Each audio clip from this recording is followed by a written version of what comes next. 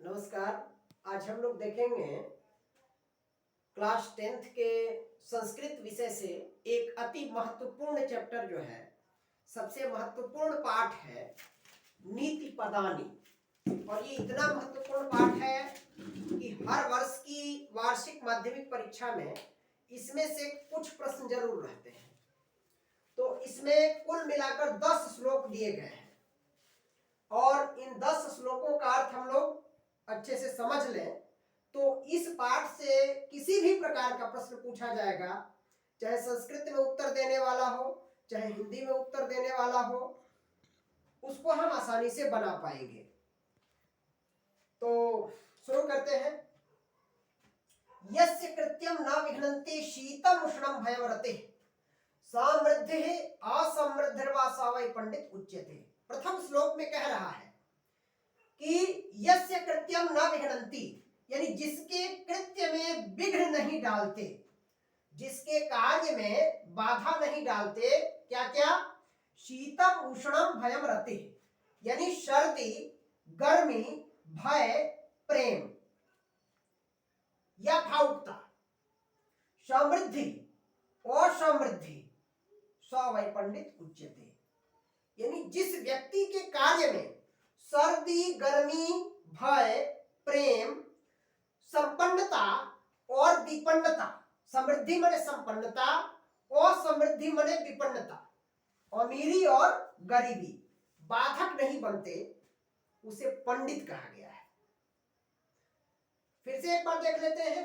जिस व्यक्ति के कृत्य में, जिस व्यक्ति के कार्य में सर्दी, गर्मी, भय, प्रेम, संपन्नता और विपन्नता बाधक न बने, वही व्यक्ति पंडित है। दूसरा श्लोक कह रहा है कि तत्वज्ञः सर्वभूतानां योगज्ञः सर्वकर्मणां उपायज्ञो मनुष्याणां नरः पंडित उच्यते। तत्वज्ञः सर्वभूतानां, सभी भूतों में तत्वज्ञ। भूत मतलब होता है जीव, तो सभी जीवों के तत्व का ज्ञाता, यानी सभी जीवों के आत्मा के रहस्य को जानने वाला। और योगज्ञ सर्वकर्मणाम, सभी कर्मों का योगज्ञ। योगज्ञ का मतलब सभी काम को करने का तरीका जानने वाला।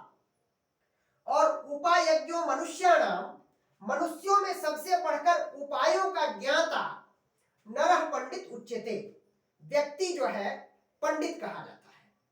यानी दूसरे श्लोक में भी पंडित को परिभाषित करते हुए कहा गया है कि तत्वज्ञः सर्वभूतानां योगज्ञः सर्वकर्मणां उपायज्ञो मनुष्याणां नरः पंडित उच्यते, यानी सभी जीवों का तत्वज्ञ, सभी कर्मों का योगज्ञ, यानी सभी जीवों के आत्मा के रहस्य को जानने वाला, सभी कर्मों के करने का तरीका जानने वाला और मनुष्यों में सबसे बढ़कर उपायों को जानने वाला व्यक्ति पंडित कहा जाता है। ठीक है। तीसरा श्लोक देखें। तीसरे में कह रहा है कि अनाहूतः प्रविशति अपृष्टो बहुभाषते अविश्वस्ते विश्वसिति मूढ़चेता नराधमः। अनाहूतः प्रविशति, यानी जो बिना बुलाए प्रवेश करे। वो पृष्ठो बहुभाषते, मने नहीं, अपृष्टो यानी बिना पूछे, बहुभाषते बहुत बोलता है। जो बिना बुलाए प्रवेश करे, बिना पूछे बहुत बोले, और अविश्वस्ते विश्वसिति, जिस पर विश्वास नहीं करना चाहिए उस पर भी विश्वास कर ले, सह मूढ़चेता नराधमः, वह व्यक्ति मूढ़चेता यानी मनुष्यों में महामूर्ख और नराधमः यानी मनुष्यों में सबसे अधम अर्थात नीच है। फिर एक बार देख ले। जो व्यक्ति बिना बुलाए प्रवेश करे, बिना पूछे बहुत बोले और जिस पर विश्वास नहीं करना चाहिए उस पर भी विश्वास कर ले, वह व्यक्ति मनुष्यों में सबसे अधम अर्थात नीच और महामूर्ख होता है। इसलिए बिना पूछे प्रवेश न करें, बिना बुलाए कहीं जाए नहीं, बिना पूछे बोले नहीं, और जिस पर पर विश्वास न करना चाहिए, अविश्वसनीय पर कभी भरोसा न करें। यदि ऐसा करते हैं तो ऐसे व्यक्ति को नराधम और मूर्ख कहा गया है। अगले नीति श्लोक में बताया जा रहा है कि एको धर्मः परम श्रेयः क्षमैका शान्तिरुत्तमा विद्यैका परमा तृप्तिः अहिंसैका सुखावहा। एको धर्मः परम श्रेयः यानी एक धर्म ही परम श्रेष्ठ है। क्षमैका शान्तिरुत्तमा, एक क्षमा जो है वही शांति का उत्तम उपाय है। शांति का सब सर्वश्रेष्ठ उपाय है क्षमा कर देना। और विद्या का परमा तृप्ति, एक विद्या ही है जो आपको परम संतुष्टि प्रदान करती है। और अहिंसा का सुखावहा, अहिंसा जो है उससे सुख की प्राप्ति होती है। फिर से एक बार देख लें, एको धर्म परम श्रेयः, एक धर्म ही परम श्रेष्ठ है। क्षमैका शान्तिरुत्तमा, एक क्षमा ही शांति का उत्तम उपाय है।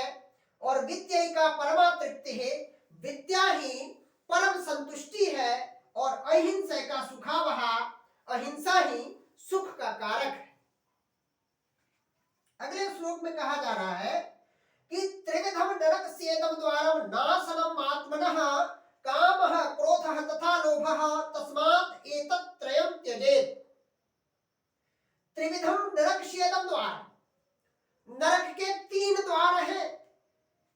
नरक के तीन द्वार हैं, काम, क्रोध और लोभ। काम, क्रोध और लोभ, ये तीन नरक के द्वार हैं। इसलिए व्यक्ति को स्वयं की सुरक्षा के लिए इन तीनों का त्याग कर देना चाहिए। काम, क्रोध तथा लोभ, ये नरक के तीन द्वार हैं। इसलिए उन्नत चाहने वाले व्यक्ति को स्वयं इन तीन नरक के द्वारों का त्याग कर देना चाहिए। अगले श्लोक में बताया जा रहा है कि खड्दोषः पुरुषेणेह हातव्या भौतिमिच्छता निद्रा तंद्रा भयं क्रोधः आलस्यम दीर्घसूत्रता। षड्दोष माने छह दोष, पुरुषेणेह हातव्या, छह दोषों को पुरुषों को हातव्या माने छोड़ देना चाहिए। भूतिमिच्छता, ऐसे पुरुष को जो अपनी उन्नति चाहता हो, यानी ऐसा व्यक्ति जो अपनी उन्नति चाहता हो, उन्हें छह दोषों का त्याग कर देना चाहिए। ये छह दोष कौन कौन से हैं? तो निद्रा, तंद्रा, भयम, क्रोधः, आलस्यम, दीर्घसूत्रता। निद्रा माने नींद, तंद्रा का मतलब होता है ऊंघना, ये भी नींद की प्रक्रिया है। और भयम माने डर, क्रोध, आलस्य और दीर्घसूत्रता।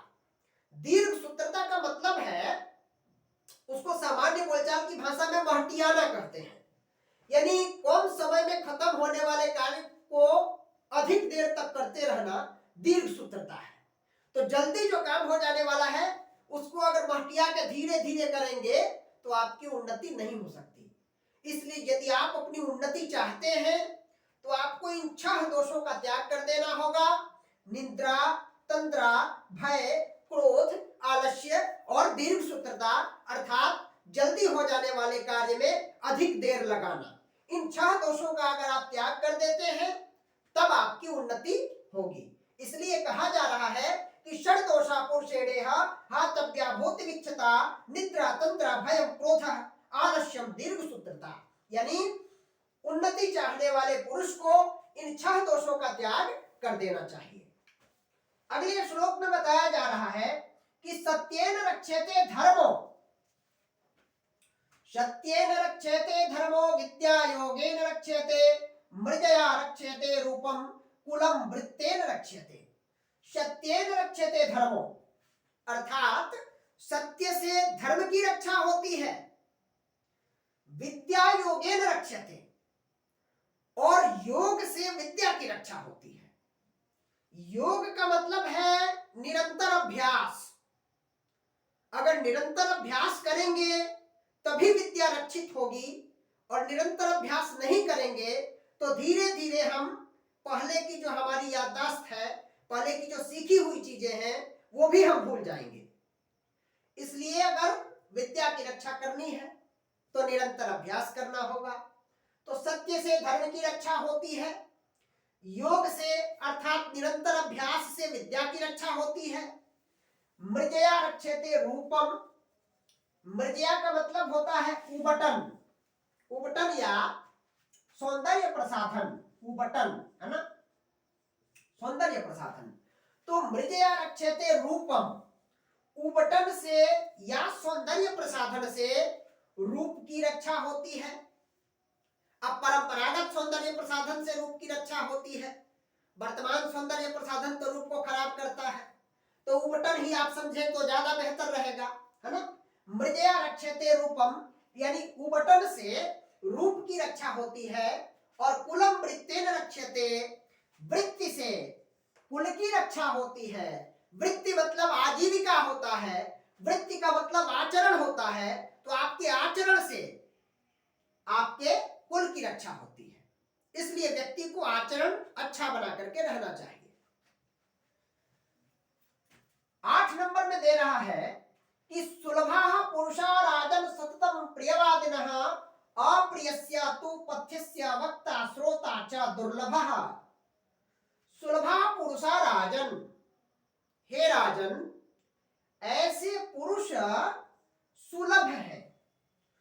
सुलभ मतलब आसानी से प्राप्त होने वाले, ऐसे पुरुष बड़े आसानी से मिल जाते हैं जो सततम प्रियवादिना, हमेशा प्रिय बोलने वाले हो, यानी सदा प्रिय बोलने वाले, हमेशा प्रिय बोलने वाले और सुनने वाले, ये दोनों बड़ी आसानी से मिल जाते हैं।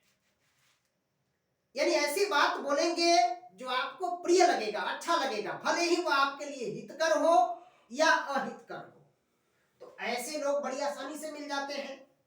लेकिन अप्रियस्य तु पथ्यस्य वक्ता श्रोता च दुर्लभः, लेकिन अप्रिय किंतु सत्य वचन बोलने वाले और सुनने वाले ये दोनों ही दुर्लभ हैं।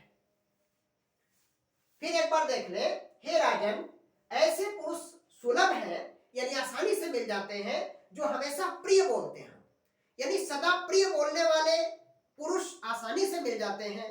लेकिन अप्रियस्य तु पथ्यस्य वक्ता श्रोता च दुर्लभः, लेकिन अप्रिय किंतु सत्य वचन बोलने वाले और सुनने वाले ये दोनों दुर्लभ हैं। 9 नंबर में दिया है कि पूजनीया महाभागाः पुण्याश्च गृहदीप्तयः, स्त्रियः स्त्रियो गृहस्योक्ता तस्माद् रक्षा विशेषतः। पूजनीया महाभागाः पुण्याश्च गृहदीप्तयः, इस श्लोक में स्त्रियों की विशेषता बताई गई है और स्त्रियों की महत्ता पर प्रकाश डाला गया है कि स्त्रियां पूजनीय हैं, महाभाग्यशाली हैं, पुण्याश्च गृहदीप्तयः, पुण्य को प्राप्त कराने वाली हैं, गृह को दीपित करने वाली हैं, अर्थात घर को प्रकाशित करने वाली हैं। स्त्रियः स्त्रियो गृहस्य उक्ता तस्माद् रक्षा विशेषतः, स्त्रियां घर की लक्ष्मी हैं, इसलिए उनकी विशेष रूप से रक्षा की जानी चाहिए। फिर से एक बार देख ले, इस 9 नंबर श्लोक में स्त्रियों की महत्ता का वर्णन करते हुए कहा गया है कि स्त्रियां पूजनीय महाभागाः पुण्याश्च गृहदीप्तयः, स्त्रियां पूजनीय हैं, महाभाग्यशाली हैं, पुण्य को प्राप्त कराने वाली हैं और गृह को अर्थात घर को दीपित करने वाली हैं, प्रकाशित करने वाली हैं। स्त्रियां घर की लक्ष्मी हैं, इसलिए स्त्रियों की विशेष रूप से रक्षा की जानी चाहिए। स्त्रियों का विशेष महत्व है। और अंतिम श्लोक देख लें, इसमें कहा जा रहा है कि अकीर्तिम विनयो हन्ति हन्ति अनर्थम पराक्रमः, हन्ति नित्यं क्षमा क्रोधम आचारो हन्त्य लक्षणम। अकीर्तिम विनयो हन्ति, विनय जो है वो अकीर्ति का नाश करता है। अकीर्ति अर्थात अपयश, बदनामी, विनय अपयश का नाश करता है, बदनामी का नाश करता है। हंति अनर्थम पराक्रमः, और पराक्रम जो है वो अनर्थ का नाश करता है। हंति नित्यम क्षमा क्रोधम आचारो हंत्यलक्षणम। हंति नित्यम क्षमा क्रोधम, क्षमा जो है वो हमेशा क्रोध का नाश करती है। क्षमा हमेशा क्रोध का नाश करती है। और आचारो हंत्यलक्षणम, आचार जो है यानी आपका आचरण जो है वो अलक्षण का नाश करता है। अलक्षण अर्थात गलत आदत, बुरी आदतों का नाश करता है। एक बार फिर से देख ले, अकृत्रिम विनयो हंति, विनय अपयश का नाश करता है।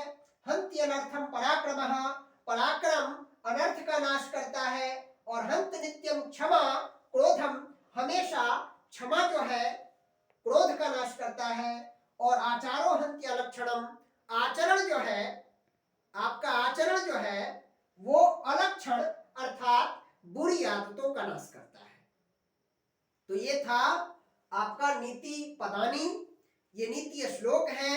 ऐसे 10 नीतिपरक बातें हैं जिन्हें आप अपने जीवन में अपनाएं तो निश्चित रूप से आपका जीवन उन्नति करेगा और आप जीवन में विकास करेंगे। धन्यवाद। हाँ, और एक और बात मैं आपको बता दूं कि जो इस चैनल पर नए हैं वो हमारे चैनल को सब्सक्राइब कर दें, लाइक कर दें। हमारे चैनल का नाम है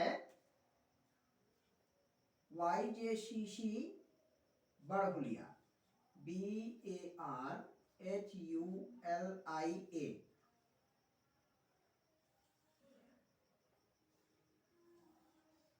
धन्यवाद।